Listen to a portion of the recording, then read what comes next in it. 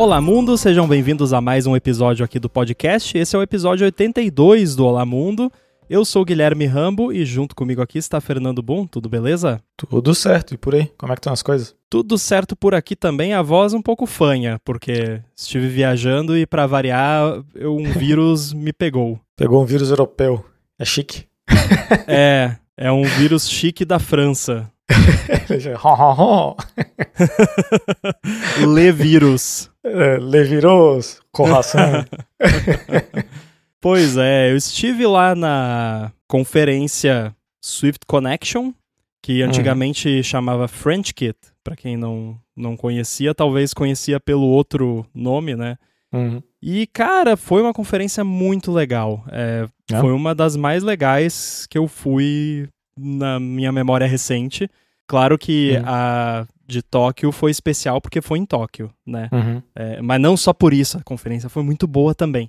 Mas a Swift Connection teve uma coisa assim, uma energia, digamos, sei lá, a galera tava bem empolgada. Também ajudou que tinha muita gente que eu conheço de outras conferências e que fazia tempo que eu não via, então foi bacana reencontrar um monte de gente. Comida maravilhosa, né? França, então se come bem. Mas o conteúdo em si da conferência também foi muito bom. Eu gostei bastante da variedade de tópicos que teve por lá. E não teve nenhuma talk de arquitetura. Olha que legal. Olha só. Isso já deixa especial o negócio. Qual foi a tua favorita? Cara, eu acho... Deixa eu pensar. Ih, é perigoso isso. Sim, não, assim, né? Sempre, todas são boas, mas sempre tem uma que a gente gosta mais. Exato. Teve até, assim, pode ser que teve alguma melhor, porque teve acho que umas 2 ou 3 que eu acabei não vendo, porque eram ou muito perto da minha e tava na hora que eu tava me preparando lá, ou então foi num horário que eu tava fazendo alguma outra coisa. Mas teve uma que eu gostei especialmente... nossa, eu tenho que cuidar muito que eu falo aqui pra... eu ia falar assim, não foi nem pela talk em si, mas tipo, não é que a talk foi ruim, a talk foi ótima, mas o conteúdo da talk foi ótimo, mas foi uma talk que o Chihat fez. O Chihat eu já conheci ele inclusive lá de Tóquio, que eu encontrei ele lá, e ele criou um package Swift, chama ErrorKit. E ele fez basicamente o que tá em background na minha cabeça há anos que eu quero fazer, ele foi lá e fez. Que é uma implementação decente e ergonômica de erros em Swift. E aí na talk dele, ele demonstra isso, porque eu não sei se você já passou por isso, provavelmente sim, e provavelmente muita gente que tá ouvindo também, que é você precisa... throw um erro lá em Swift, né? Jogar um erro, vamos adotar aqui. Então você precisa jogar um erro e você implementa lá, sei lá, um enum, por exemplo.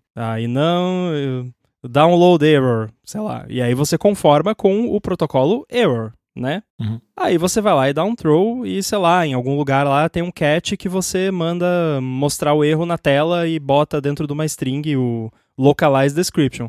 Aí aparece lá, download error code 0, code 1, que é tipo o índice do erro do case dentro do enum é o localized error, certo?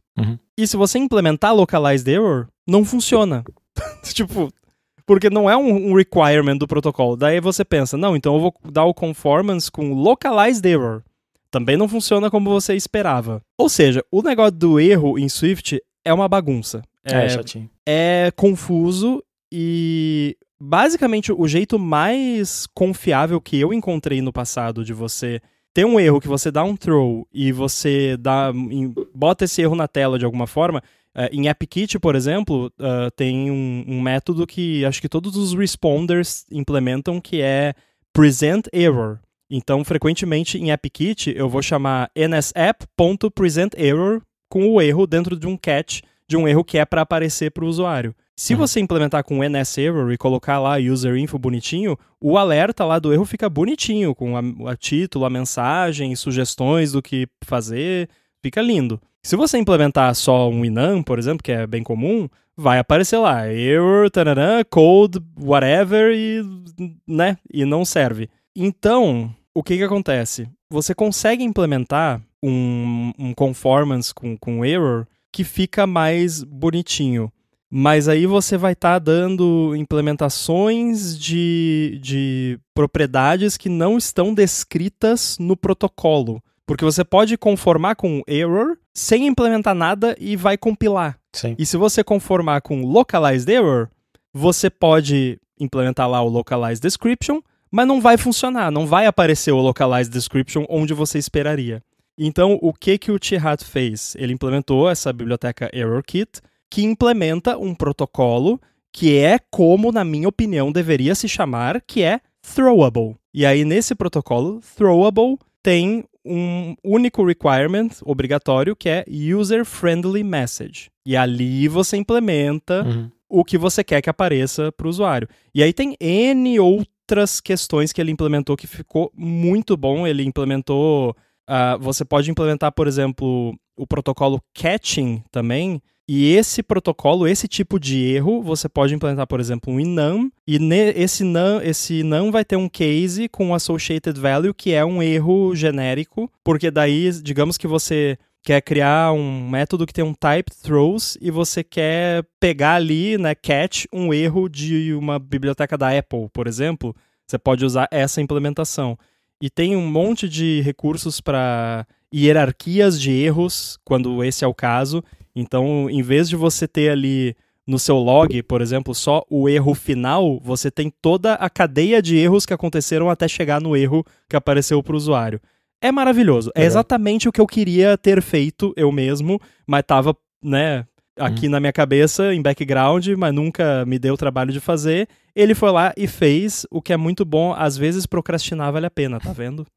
Lembrei daquele... Não sabendo que era impossível, ele foi lá e fez. Tem uma coisa, não sei se você já ouviu falar, tem aquela hipótese, não sei se é uma hipótese ou uma teoria de evolução que tudo no final vira um caranguejo, sabe? Ué? Então, o que vai fazer sentido, que é meio que uma forma bem eficiente, né? Por isso que tem vários tipos de branches diferentes que acabam evoluindo para algo muito parecido com um caranguejo. Todo projeto acaba evoluindo para ter o seu próprio erro. Sabe? É muito comum de ver, qualquer projeto open source que eu já olhei, tudo, eles acabam fazendo um nome projeto error. Inclusive, eu não participei dessa parte, mas eu vi umas conversas acontecendo aqui no time de a gente acabou de fazer isso, acho que mês passado também. Tem um duck error, alguma coisa do gênero. Justamente porque tem esses problemas que tu mencionou, né? Tipo, tem vários tipos de erro diferentes, error, ness error, daí uns implementam coisas que tu espera, outros não. A parte do localizable é meio zoneado. Então, eu entendo completamente por que essa é uma palestra que te chamou mais atenção. Porque eu vendo um negócio desse pronto, assim, eu ia ficar bem maravilhado também. E parece algo super chato, né? Tipo, é bem chato. É bem chato. O negócio de... Mas, cara, é chato, mas é um chato importante, né? Ah, sim. Né? Lidar com erro é bem importante. Eu sou meio suspeito pra falar porque nos projetinhos que eu faço, coisinha pessoal e tal, essa parte de erro eu só acabo fazendo um wrap qualquer, eu faço meus erros, tá aqui, se pegou, se não pegou, tá tudo certo. Ah, eu tenho uma extension que faz string conformar com o localize error, pra eu poder dar throw em qualquer string, whatever. Não tô nem aí. Mas é chatinho mesmo, uma coisa... Tu sabe dizer se essas talks vão ficar públicas em algum momento, se já estão? Sim, ficarão públicas, vai ter um vídeo delas no YouTube, Legal. Aí o pessoal falou em algumas semanas, então eu imagino que até o final do mês deve estar disponível, aí a gente avisa o pessoal e coloca link. Ah, legal. Daí é radical. Mas aí, como é que foi o resto, assim, tipo, como é que funciona a relação de é muito corrido, muitas talks, ou dá tempo pra chegar e só ficar curtindo com o pessoal, comendo, falando besteira, como é que é a vibe lá no lugar?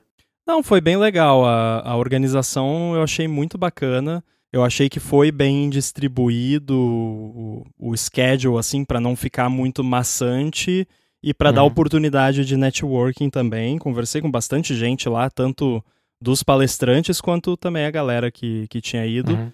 O legal e eu acho que eu particularmente, eu só vou em conferência quando eu vou palestrar, porque eu sou péssimo de networking.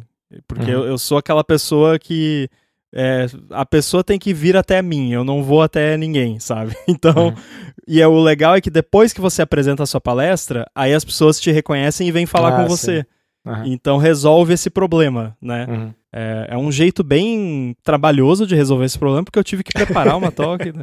Inclusive a minha talk dessa vez foi extremamente complexa por conta dos slides, mas a gente pode falar mais disso depois, ou talvez numa outra oportunidade que eu tô pensando ainda se eu faço talvez um blog post sobre... Porque eu mencionei na talk que os slides poderiam ser uma talk por si só. Então teve bastante oportunidade pra galera conversar, teve uma festinha, uma baladinha, digamos assim, depois do primeiro dia de evento, pra galera se reunir, tomar uma coisinha, comer um negócio. Teve o jantar dos speakers também, que geralmente tem, eu me senti um jurado do MasterChef lá. Tem tempero. Aquelas comidinhas bem caprichadas, né? Legal. Eu, enquanto estava lá palestrando, eu tava mergulhando. Foi lá para sincou, né, o nosso time off. Mas até uma coisa, né, para comentar aqui. Eu acabei dando o braço a torcer e peguei o Apple Watch Ultra. Olha só! Então, porque, né, eu pensei assim, conta pra gente. Vou botar o meu para vender, se eu conseguir um preço legal, eu vendo e pego o Ultra, né? Daí... Sim. Botei lá no LX, né? Tive que lidar com pessoas do LX, né? Te mandei alguns screenshots lá. Nossa, sim, a galera se esforça. É muito chato, né? Põe lá no anúncio, não aceito preço final, não aceito trocas nem nada, daí só chega, sei lá, o preço tava, acho que 250 euros. Daí chega alguém e só fala assim, 200, né? Sem mais nada, sem nenhum, pode fazer por 200, eu sei que tá, sabe? Pelo menos uma conversinha. Não, só 200. Daí eu jogo um número aleatório também de resposta, tipo 38. E foi engraçado ter visto que eu fiz isso e cada número aleatório que eu mandava, o cara botava mais 10 euros em cima. Ué? Mas enfim, acabou que vendeu rápido, né? Eu botei um preço legal ali, vendeu rápido, daí eu pensei, vou pegar o Ultra, já que, né, oportunidade aqui de ter o negócio com o budget da empresa. Já que eu vendi, por que não? Já meio que, não que se pagou, mas ontem mesmo eu tava andando aqui em casa, dei uma porrada com o braço de uma coluna e destruiu um pedaço da coluna e o relógio tá inteiro. Nossa! O Nokia dos smartwatches.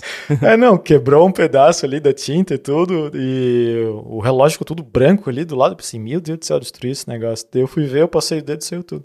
Mas foi bacana ali, eu fui pra Tenerife e fui dar uns mergulhos lá.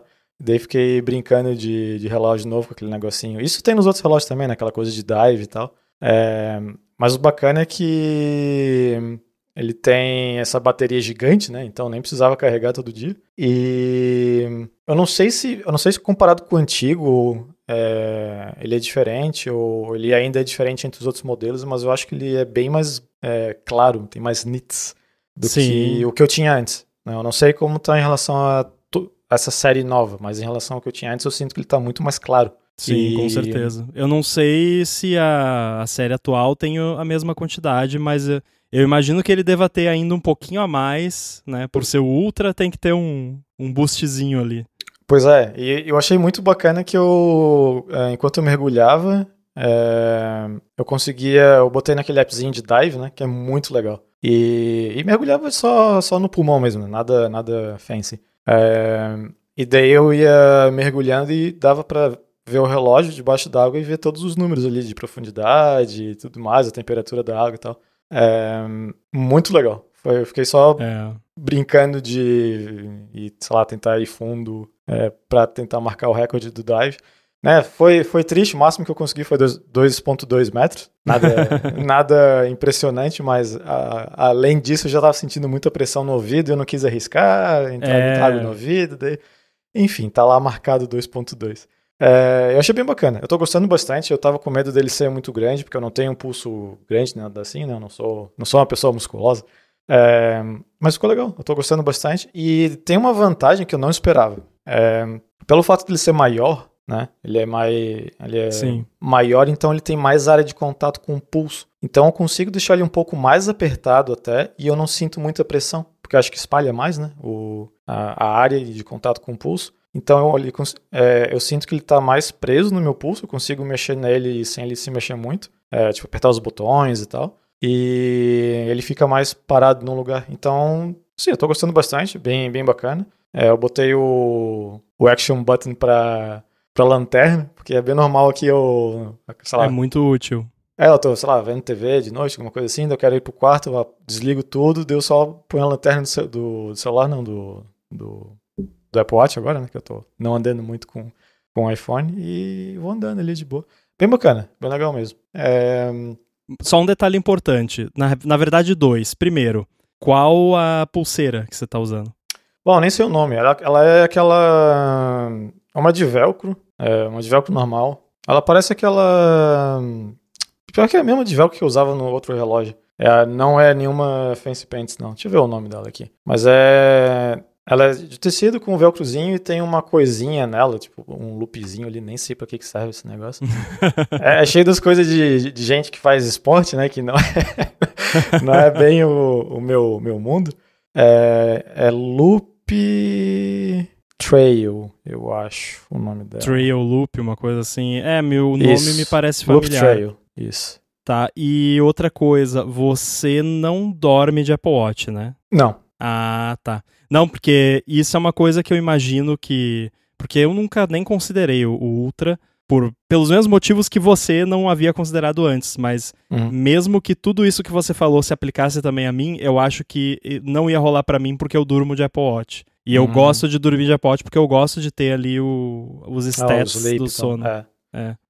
Eu, na hora que eu botei ele, eu senti mais pesado, senti maior e dá aquele mini desespero por, sei lá, 20 segundos, né? Tu tá olhando, ixi, é muito pesado esse negócio e tal. Agora eu não percebo mais. Eu tô usando ele como se eu tivesse com outro relógio qualquer, assim. Eu não... Tá exatamente igual a sensação no pulso pra mim, com o benefício de eu conseguir deixar ele um pouco mais apertado, né? Como eu falei antes. E eu tô gostando bastante, tô achando legal. Eu peguei o escuro lá, o preto, né? Eu achei muito bonito ele. E foi bacana, eu achei divertido ficar mergulhando, olhando stats de profundidade. Me senti uma versão pobre de Subnáutica, que em vez de estar num submarino, tá com um reloginho ali. Pobre não, né? Porque esse relógio é caro pra caramba. Mas, enfim, comparação com o submarino. Bacana, gostei do relógio, bem bacana. Esses watch faces específicos deles são muito legais, porque tem uns watch faces que cabe mais coisa. Eu sempre usei aquele modular que cabe mais coisa, né? Infograph Modular, acho que é. Eu acho que é. Só que no Ultra tem um módulo que cabe ainda mais. E eu achei bacana. Daí eu tô deixando bastante coisinha útil nele aí e é útil. Tô gostando. E, assim, se não fosse algo que eu conseguisse pegar com o budget da empresa, eu provavelmente não pegaria, porque é um relógio caro, né? Sim. É um valor bem alto, é o dobro de um normal, que já é caro, mas como tinha o budget, eu consegui vender o outro, né? E o budget só pode ser usado para coisas de fitness, né? Tipo, eu não faço mais nada aqui, porque eu sou... meu watch ultra pra, sei lá, tocar guitarra, a maior atividade física que eu faço. Mas achei bacana, achei legal. Assim, imagino que pra quem faz esporte mesmo, de verdade e tal, faz bastante sentido, né?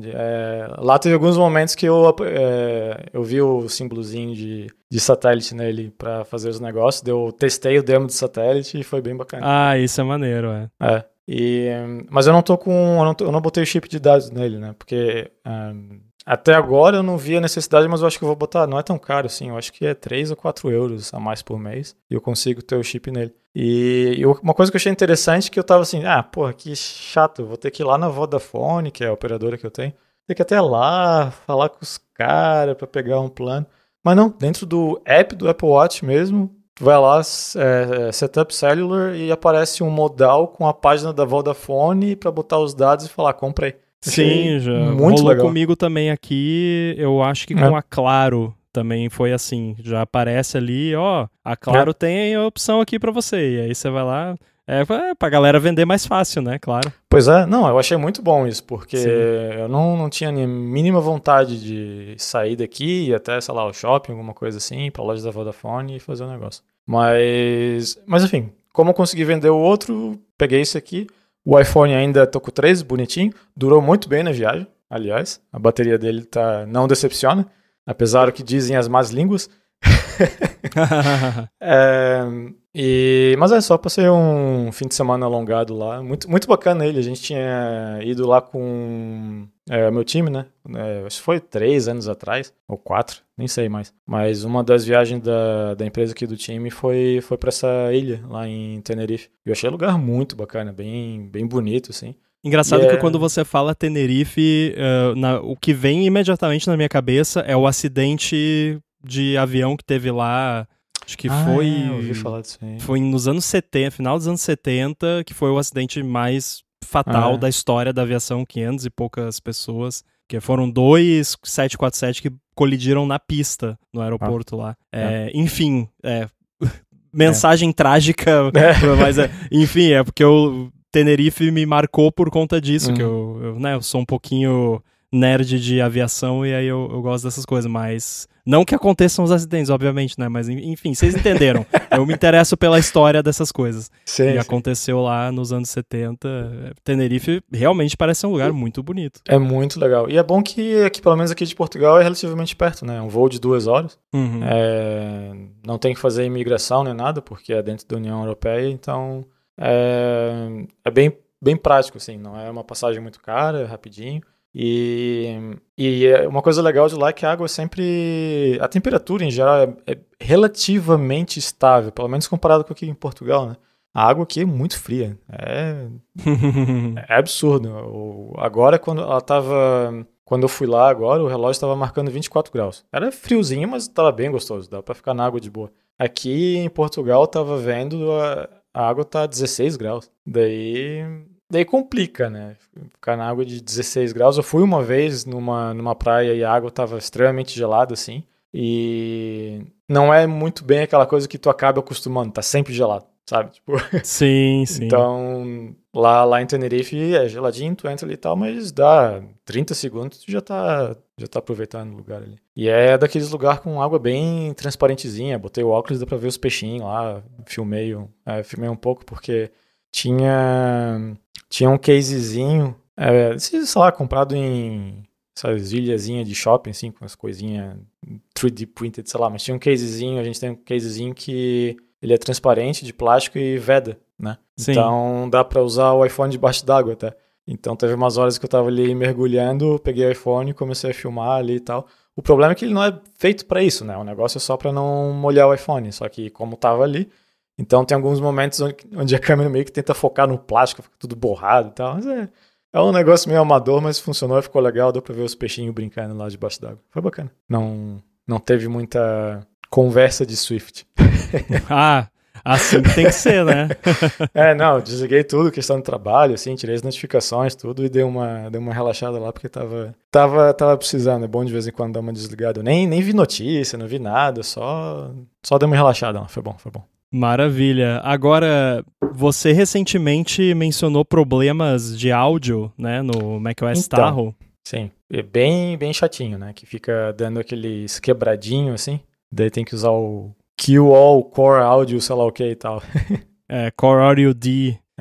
Então, eu tenho, não sei se isso configura uma boa notícia ou uma má notícia ou uma neutro notícia, mas temos aqui feedback de 2 ouvintes, o Alisson Menezes e o Augusto Baroni. Os dois reportaram o mesmo problema. Inclusive o Augusto falou que ainda no beta do macOS ele abriu um feedback e aí diz que no macOS 26.0.1 foi corrigido.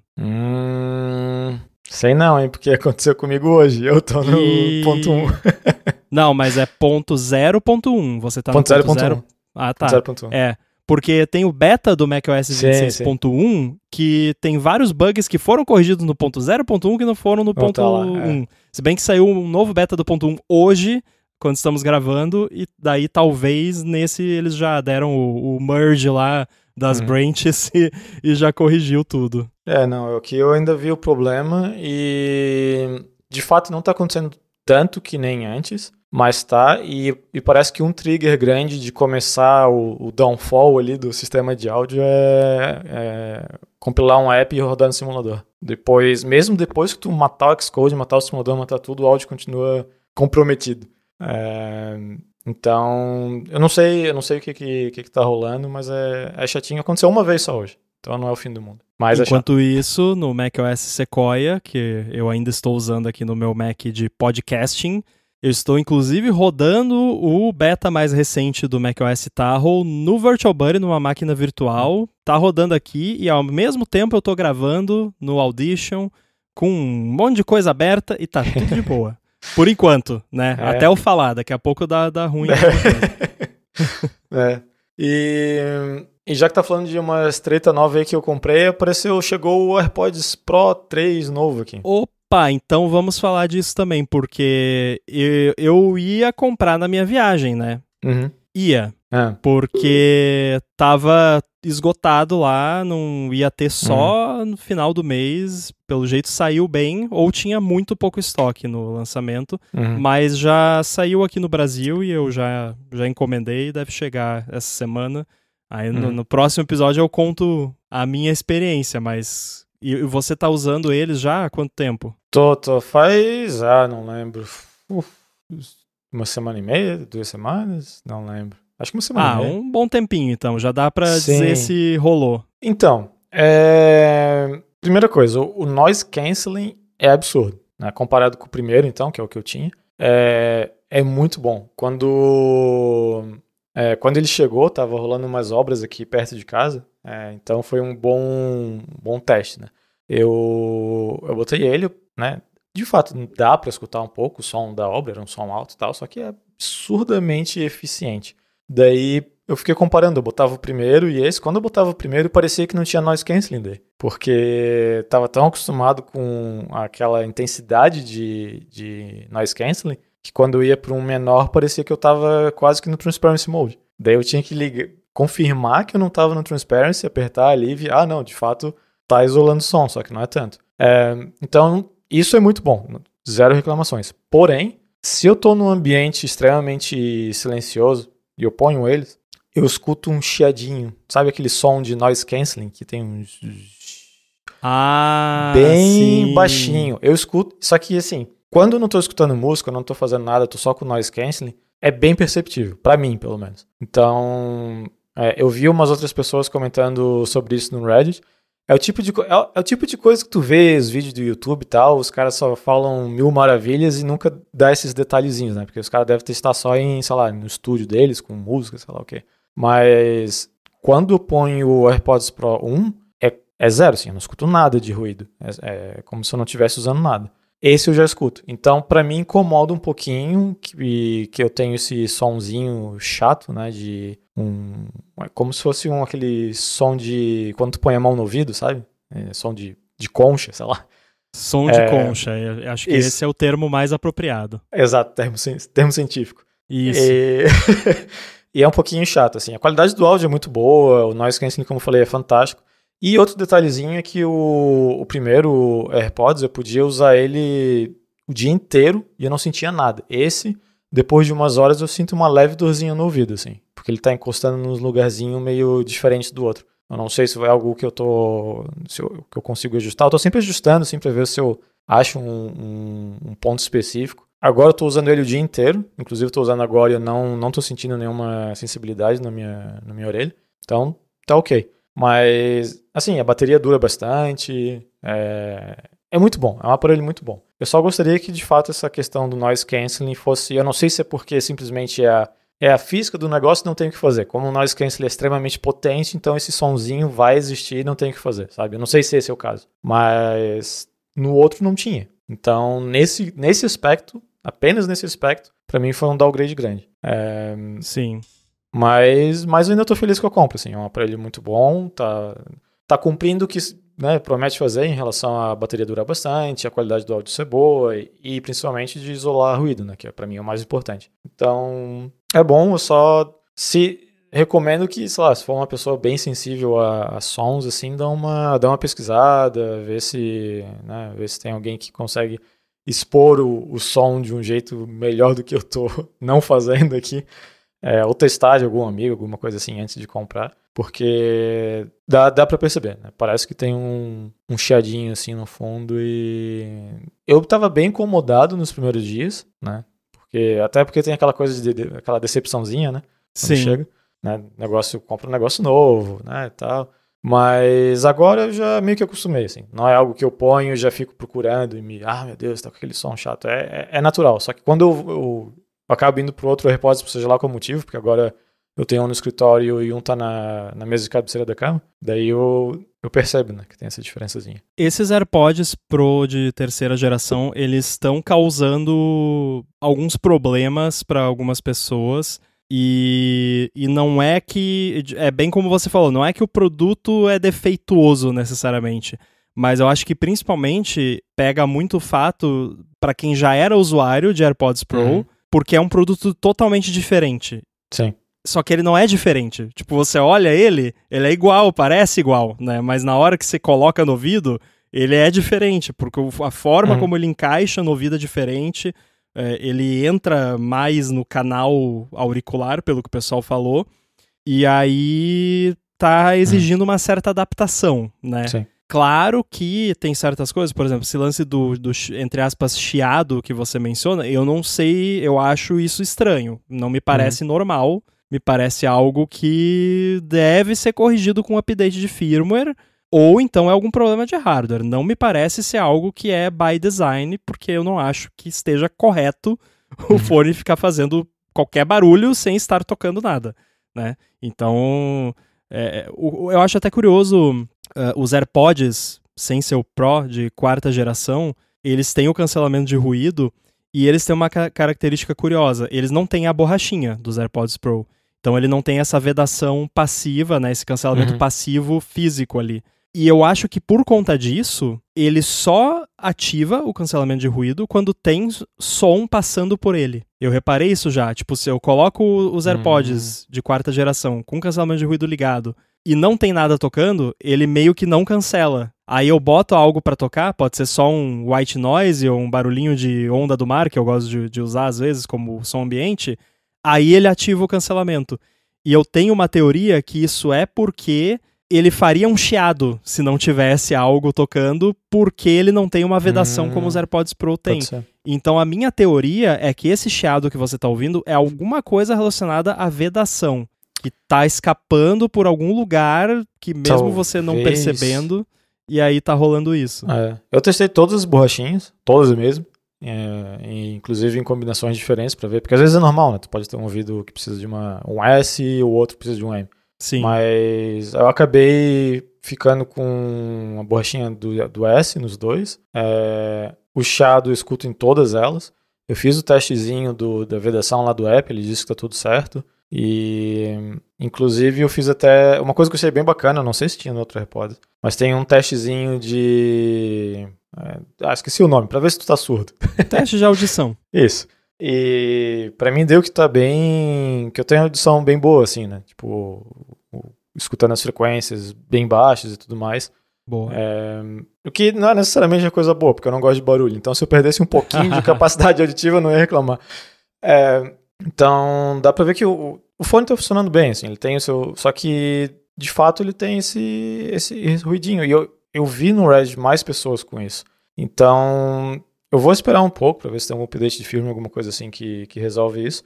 Mas o que eu acho que talvez seja só paciência, porque eu já testei outros fones, aquele da Sony, o XM3, eu não sei, é um monte de letras e número. Um Sony... Parece uma senha. Isso, exatamente. Esse carro-chefe da Sony, só que é over-ear, né, não é in-ear.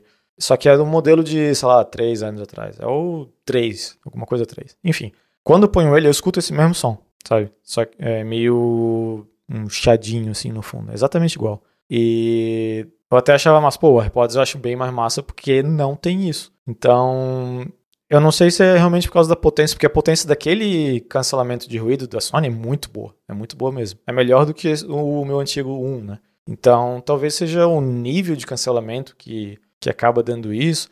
E, no final das contas, também pode ser só, como tu disse, algum tipo de problema de vedação. Querendo ou não, essa alteração do hardware foi um pouco pior para mim em relação ao encaixe do ouvido, mas eu tô vendo muita gente falando que foi melhor para elas.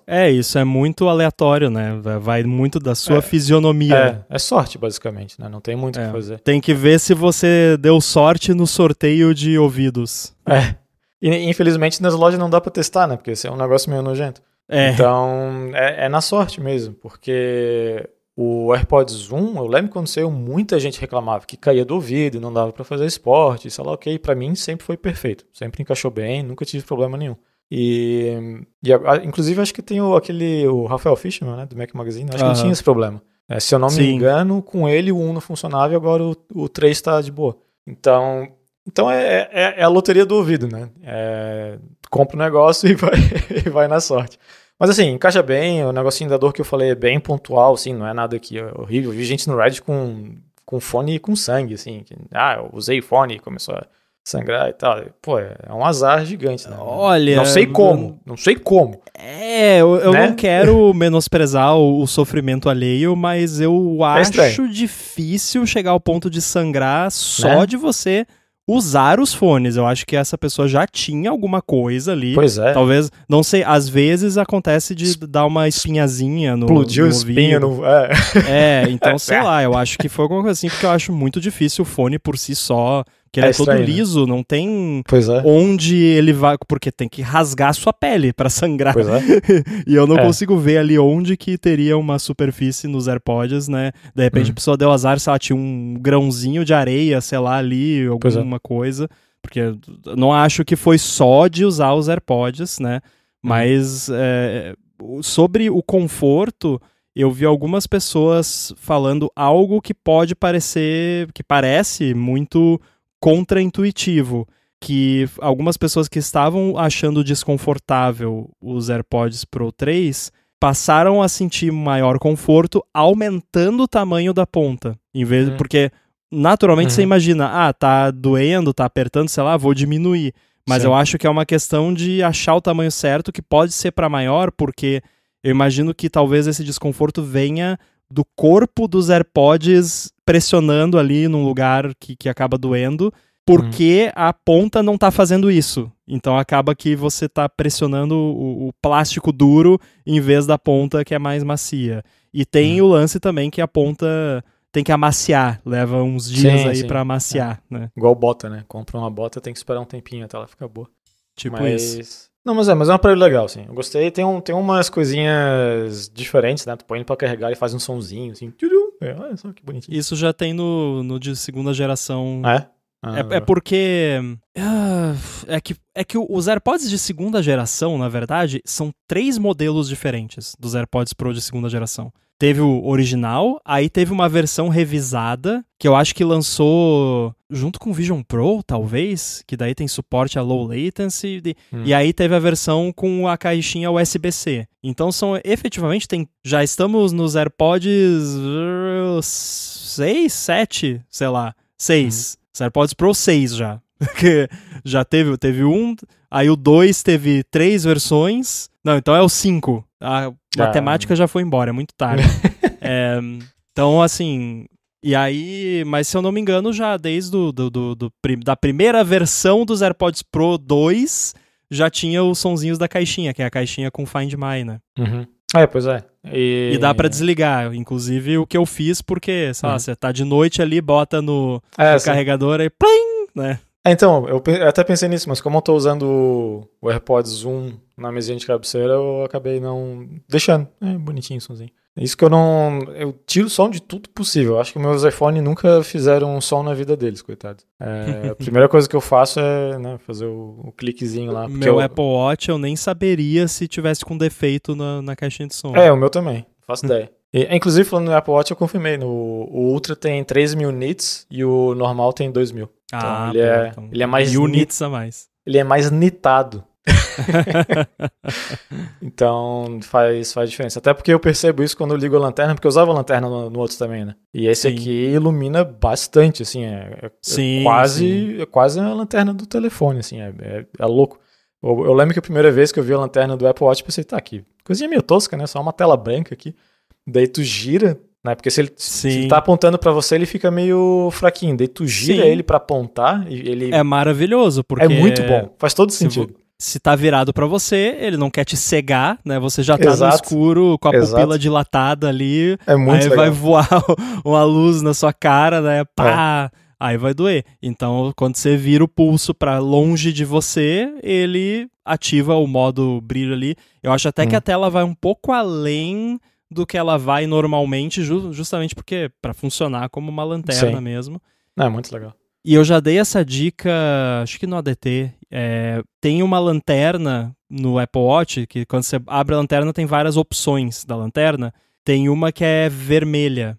Essa é ideal se você vai entrar, por exemplo, no quarto e já tem alguém dormindo e você não quer acordar a pessoa, porque a gente é menos sensível à luz vermelha quando tá dormindo. Legal. Então eu uso isso se eu vou entrar no quarto ali, o Rafa já tá dormindo, eu uso essa lanterna vermelha pra não tropeçar em nada e pra não acordar também. Outra coisa interessante é que o Apple Watch Series 11 ele tem sensor de profundidade até 6 metros. Eu só cheguei até 2.2, então não adiantou nada. Pois é, vai ter que chegar até quebrar 40. o seu recorde. Pois é, tem que ir a 40, porque é onde o Ultra corta ali.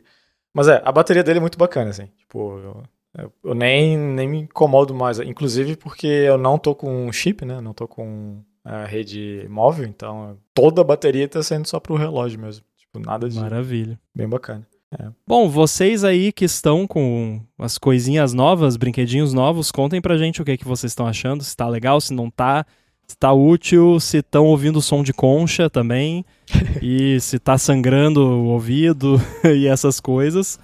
Mas, enquanto isso, quem quiser falar com você, Boom, como é que faz? Tô lá no mastodon.online, @boom, BUNN. Muito bem, eu tô lá no mastodon.social, @inside, e a gente volta em breve. Abraço.